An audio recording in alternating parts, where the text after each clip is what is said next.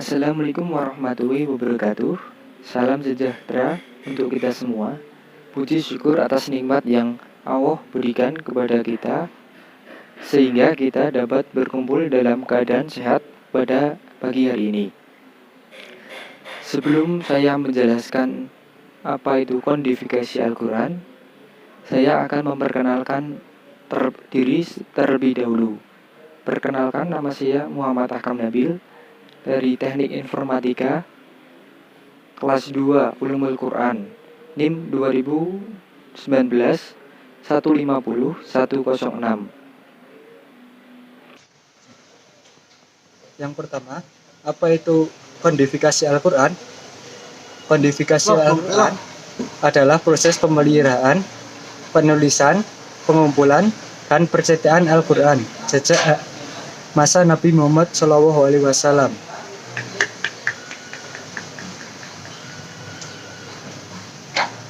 Metode kodifikasi Al-Quran terbagi menjadi 3 macam, yaitu pada masa Nabi Muhammad SAW, yang kedua pada masa Abu Bakar As-Siddiq, yang ketiga pada masa Utsman bin Affan.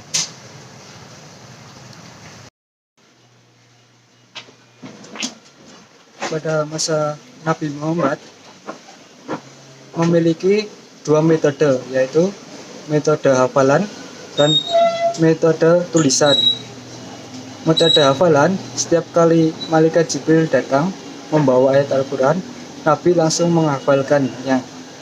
Nabi adalah seorang penghafal Al-Quran terbaik karena beliau tersebut Rasulullah yang diutus untuk menyampaikan ajaran-ajaran Al-Quran, sehingga Allah memudahkan beliau untuk dapat menghafalkan Al-Quran. Beliau dan juga para sahabat sudah terkenal sebagai orang-orang yang memiliki daya hafal yang kuat sebagai orang Arab umumnya.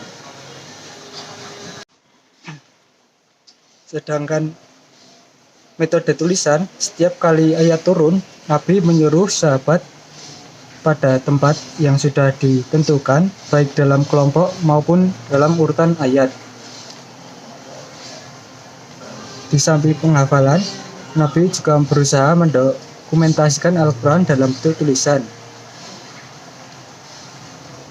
Beliau menunjuk beberapa orang sahabat yang ahli menulis, seperti Ali, Muawiyah, Ubay bin Ka'ab, dan Zaid bin Sabit.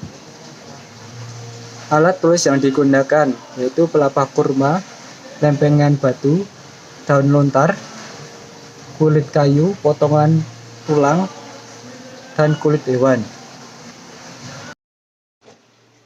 Yang kedua, pada masa Abu Bakar As-Siddiq.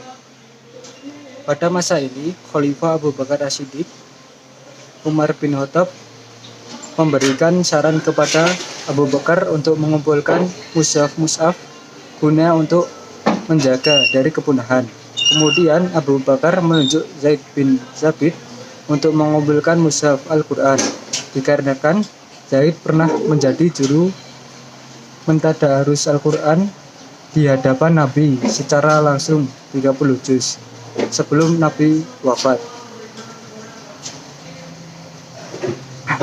Cara yang digunakan Zaid ialah mengumpulkan para penghafal dan penulis Al-Quran, kemudian Al-Quran disimpan oleh Abu Bakar.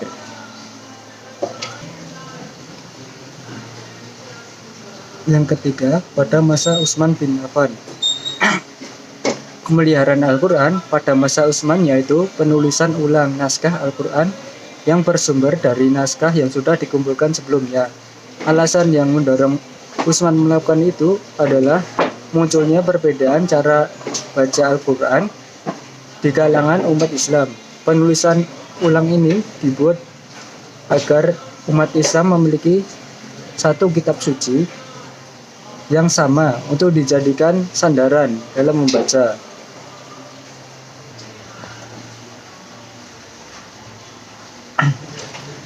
Orang yang mengusulkan kepada Utsman untuk melakukan penulisan Al-Quran adalah Hudzaifah bin Yaman.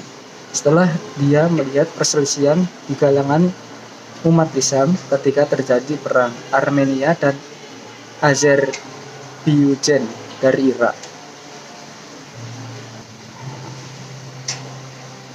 Dan orang yang ditunjuk oleh Khalifah Utsman untuk melakukan tugas tersebut adalah Zaid bin Sabit, Abdullah bin Jubair, Sa'ad bin As, Abdurrahman bin Haris.